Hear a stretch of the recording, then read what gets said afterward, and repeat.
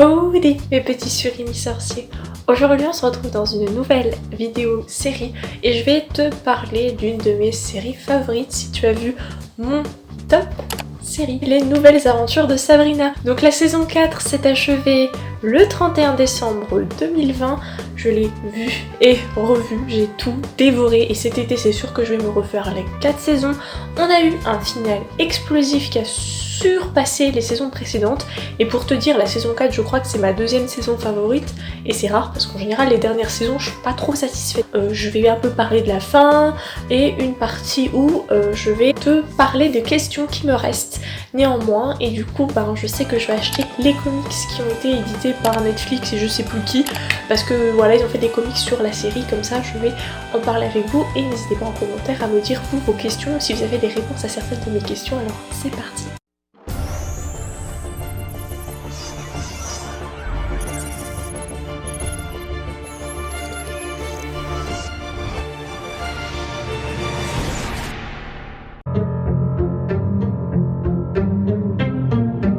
Vous n'êtes pas sans savoir, les fans de notre fameuse sorcière bien-aimée, que la série a malheureusement été annulée. Alors je ne comprends pas pourquoi Riverdale continue, mais Sabrina ne continue pas. J'avais un bon espoir d'avoir un caméo, un crossover, et visiblement ça ne verra jamais le jour.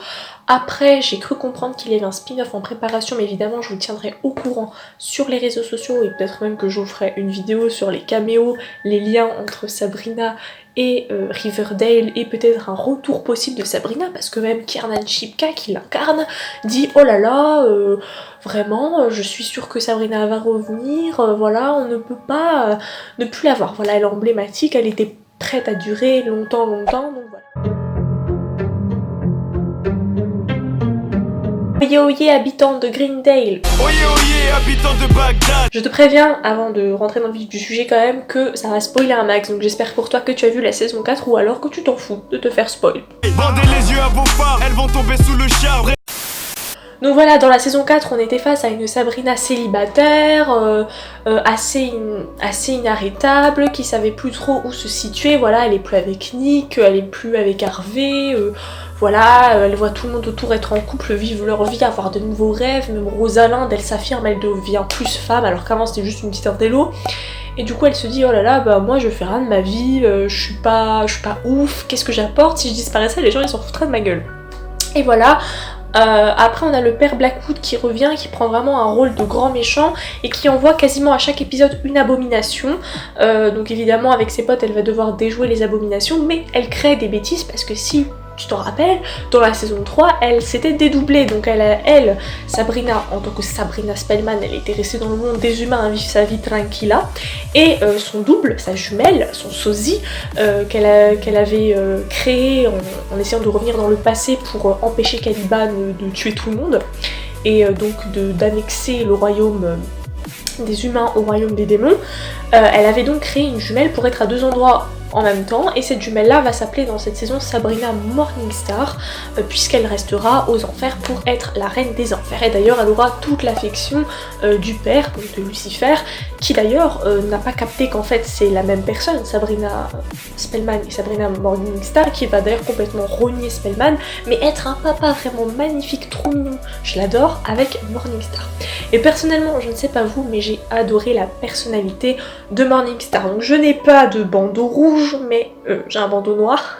Ça va donc créer des problèmes vu qu'il n'y a qu'une Sabrina qui est censée exister, et en même temps la Spellman va un petit peu faire une introspection parce qu'elle se rend compte que même la Morningstar qui est son double, hein, donc c'est même pas la principale, elle vit sa vie, elle est tombée amoureuse de Caliban alors que voilà quoi.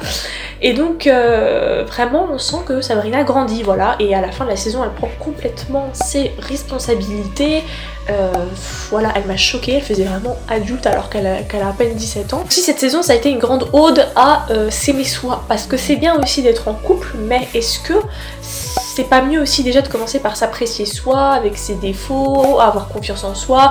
Est-ce que l'approbation des autres est toujours nécessaire? Et dans cette saison-là, franchement, je me suis complètement régalée. Il y avait des épisodes que j'ai plus préférés que d'autres. Par exemple, l'épisode où il reste plus que 6 heures à vivre,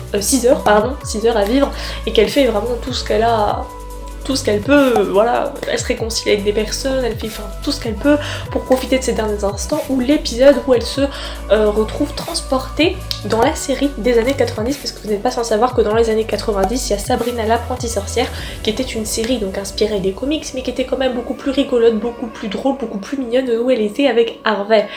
Et d'ailleurs, je vais en profiter pour répondre avec ces questions-là, même si je les détaille dans le thread de Twitter que j'ai fait à ce sujet, mais oui, Sabrina est avec Harvey dans les comics, dans la série des années 90, dans les dessins animés, et le restera toujours. C'est son premier amour, c'est comme le dit à un moment dans la saison 4 de Chilling Adventures of Sabrina, il le dit quand elle revient dans le casting de la série des années 90, il lui dit non mais c'est Harvey et Sabrina, il n'y a jamais eu de Rosalind et Harvey, ou de Nick et Sabrina, ça a toujours été Abrina et ça restera toujours comme ça. Et bah là ce que j'ai aimé quand même si voilà ça change, c'est que le scénariste, le showrunner, a pris le choix de faire son interprétation. Déjà, Sabrina ressemble beaucoup à la Sabrina des comics, mais en plus de ça, c'est beaucoup plus glauque, c'est pas du tout... Enfin, il y a de l'humour, il y a des musiques, parfois ça tourne en comédie musicale, mais c'est très glauque, il y a vraiment beaucoup plus d'horreur, si je puis dire. Et puis la fin, donc elle se remet avec Nick et elle découvre même de surcroît que Nick est son âme sœur. Et Nick à la fin il a juste envie de le pécho, enfin vraiment... Voilà la fin, l'acteur Gavin Letterwood, tu es génialissime. Et pourtant je stan Ross Lynch, j'aime Harvey Kinkle, enfin... La fin elle a quand même été controversée puisque Sabrina, les deux meurent, elle se sacrifie pour sauver tout le monde, et ça m'a laissé plein de questions. Premièrement, où se trouve l'âme de Sabrina Morningstar, aka la jumelle que j'adore de notre Sabrina Spellman chérie. Donc en fait pour expliquer, elles avaient fait les deux Sabrina pierre feuille papier ciseaux pour savoir qui allait aller dans l'autre dimension, de manière à ce qu'il n'y ait plus de Sabrina dans le même cosmos, donc sur la même planète et dans le même univers.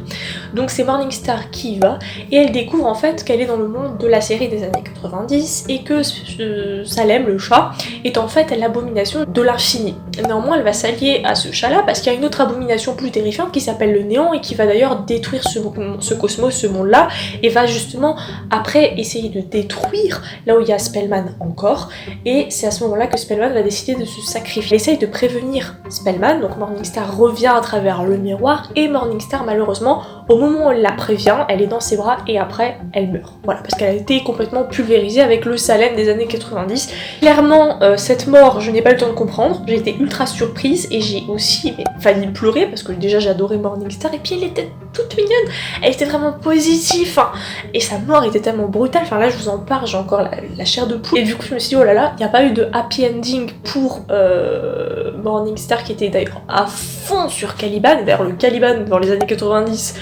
ce gars, je le trouvais trop intelligent, je l'aurais pécho sans problème. Du coup, je me suis dit, bon, il y aura certainement pas de happy ending pour Spellman aussi. D'ailleurs, Spellman, quand elle meurt, elle va dans un paradis, mais on en reparlera tout à l'heure, et du coup, on voit que Spellman, et on se dit, où est-ce qu'elle est Morningstar? Est-ce que, finalement, elle a pas refusionné avec sa sœur, ou où est-ce qu'elle est? Parce que, en fait... Quand Morningstar est mort, Spellman a essayé d'aller dans l'autre dimension pour vaincre le néant, sauf que ses amis l'ont ramené avant qu'elle ait terminé, donc son corps est resté dans le néant. Donc quand ils l'ont ramené, ils ont transvasé l'âme de Spellman dans le corps de Morningstar. Je sais pas si vous comprenez. Donc ça veut dire que techniquement, l'âme de Morningstar morte est dans le corps de Spellman. Et à la fin, il y a Nick qui arrive à récupérer le corps de Spellman qui contient l'âme de Morningstar. Et on se demande du coup où est-ce qu'elle est, parce que si elle est morte elle doit être quelque part, et pourquoi elle n'est pas avec Spellman du coup. Donc je vais parler en termes d'âme, donc l'âme de Spellman dans le corps de Morningstar, mais ça reste Spellman vu que c'est son âme, et dans le paradis. Et donc où est-ce qu'elle est Morningstar? Est-ce qu'elle a pas refusionné? Pourquoi son corps existe toujours alors elle doit être quelque part? Enfin voilà, j'ai vraiment beaucoup de questions quant à son âme, parce que certes l'équilibre entre les deux mondes est revenu, mais qu'est-ce qui se passe? Surtout qu'en plus dans la saison 1, je trouvais qu'il y avait quelques incohérences parce que dans la saison 1 elle faisait des rêves, on voyait qu'elle avait une jumelle qui avait un pied de bouc, donc le pied du diable, et que là quand son père lui dit mais je ne suis pas ton père, bah oui, elle le sait que son père c'est Lucifer, mais là elle le regarde en mode quoi en mode mais qu'est-ce que tu dis? Bien sûr que si t'es mon père, bah non, c'est Lucifer ton père, enfin, tu le sais je pense depuis le début. Du coup ça m'amène à ma deuxième question, est-ce que Sabrina est vraiment au paradis?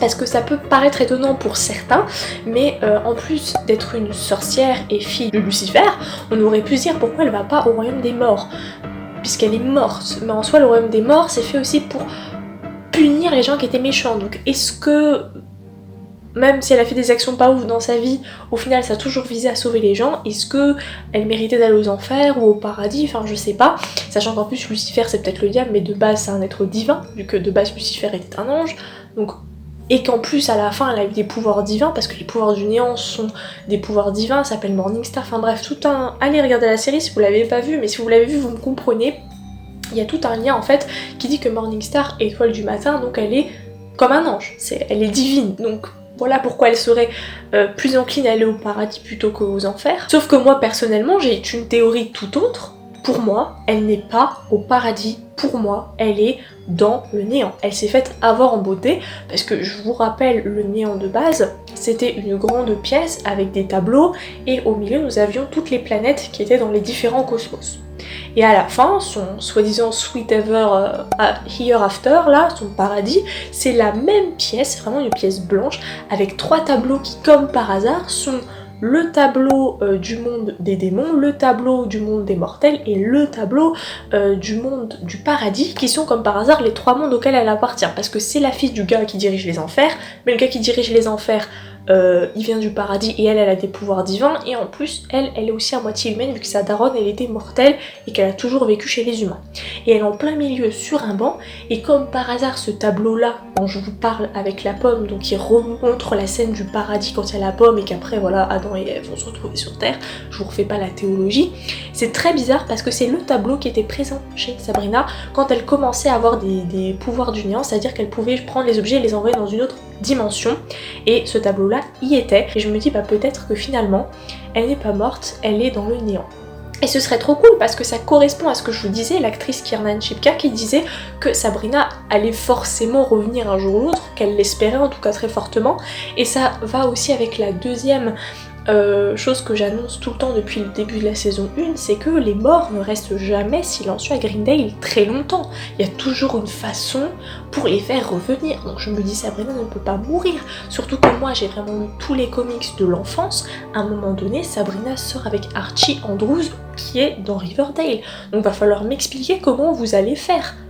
Mais néanmoins, j'ai bien aimé l'interprétation qu'avait donnée le showrunner pour les nouvelles aventures de Sabrina, qui de base devait être un reboot et finalement est devenue une série à part entière avec 4 saisons, avec une interprétation propre. Personnellement, j'étais sûre qu'il y aurait que 4 voire 5 saisons, mais je trouvais... Voilà, je me suis tellement attachée, j'ai tellement aimé que j'étais un peu triste. Donc voilà, pour moi, elle est dans le néant, comme un purgatoire. Voilà, au pire des cas, c'est pas le paradis, c'est pas l'enfer, c'est le purgatoire. Que va devenir Lilith, hein, parce que Lilith aussi a pris l'enveloppe charnelle de Marie, la Wardwell, la professeure d'histoire ou je ne sais quoi, qui d'ailleurs n'a pas eu un grand rôle, hormis qu'elle était ultra chrétienne et qu'elle est devenue une apôtre du père Blackwood.